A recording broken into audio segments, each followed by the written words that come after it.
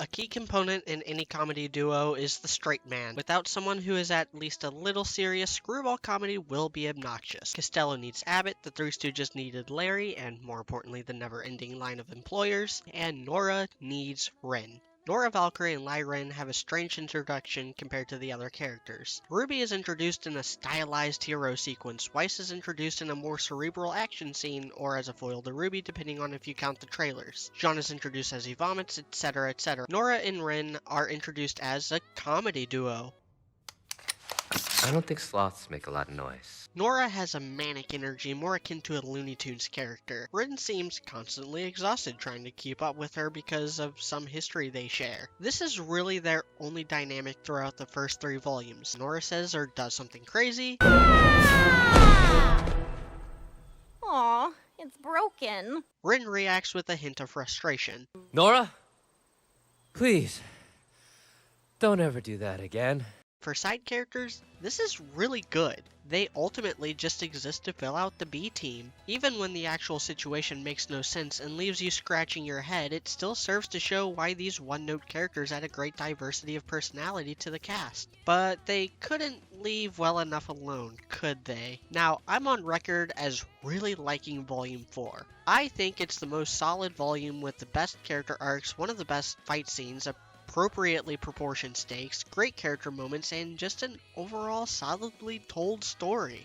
And even though I love what they did with Ren and Nora here on the whole, there are some issues. Now, for some reason I don't talk about voice actors enough on this channel. I have a really good ear for it, but most of my videos are focused on characterization and how that affects the story, or vice versa. But this is the first honest look where I'm covering 2 characters who have had drastic changes in that department. Most obviously Ren. Ren was originally voiced by Monty Oum, the show's creator, director, animator, and writer. I say that as if anyone clicking on this video doesn't know who Monty is. Monty passed away while in the middle of Volume 3's production. He was then replaced by his brother Neith. It's hard to say who does a better job. It's like comparing the Michael Keaton Batman to the Christian Bale Batman. Christian Bale seems way better in some parts, but way worse in others. Michael Keaton is more consistently good, but Christian Bale is given way more to work with. He has to portray so much emotion as Bruce Wayne, whereas Michael Keaton was always just silently brooding.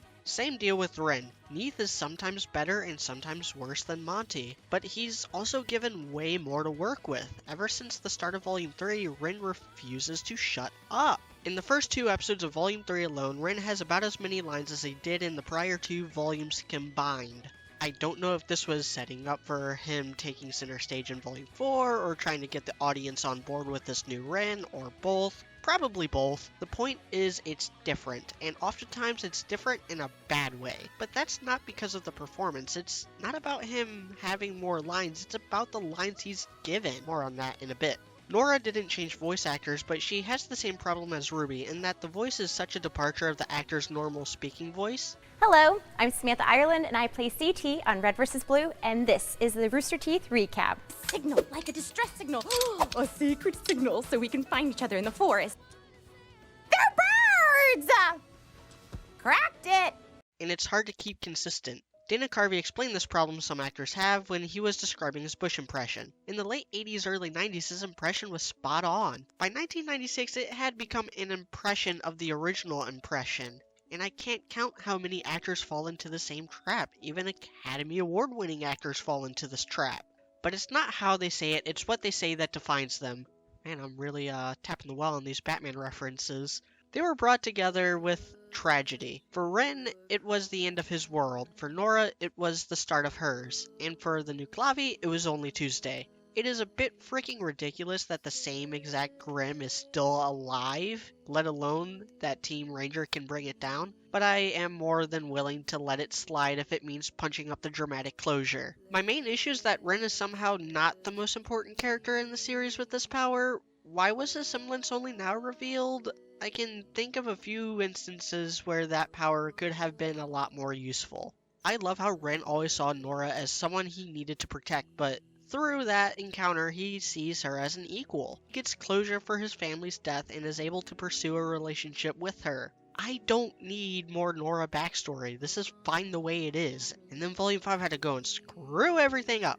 Ren and Nora become parodies of themselves in Volume 5. Every line out of Nora is dumb, and Ren is somehow even dumber. The writers use Ren to actively destroy every bit of dramatic goodwill Volume 4 had garnered. Semblances being tied to personalities and personal growth only getting stronger as the characters grow as people? Forget that, there's no connection. Why should the writers put thought into giving people semblances that mean something to the themes and characterization? And there's no excuse for the scene. What is show don't tell? Why do the writers constantly say, well, we're only now getting into the story we want to tell? They had 5 whole volumes to give the characters arcs to actually show them really grow, and the only one who actually does is Weiss and also Jean if you're insane. There should never, ever in any kind of visual medium ever be a scene where you have to have all the characters sit around and have one character tell the audience directly to their face, guys, you've totes legit grown and developed, trust me on this. And it's made so much worse that the character saying this garbage is the one who was originally characterized as being quiet.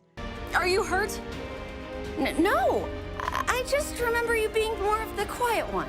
Shut up, Weiss. There's nothing else to really say about this pair. They screwed up so much. They got rid of the comedy duo angle and didn't replace it with anything. They constantly give Ren and Nora some of the worst lines in the series. The writers are so indecisive that they can't even do the romance right. Literally no sane person is going to hate these two characters getting together, so why, after all this teasing in Volume 4, do you do nothing to capitalize on it? I don't even think they have dialogue together in Volume 5. They broke the unbreakable, and it would be better for the show to just leave them behind in Mistral. I'm Mediocrity4. Thanks for watching.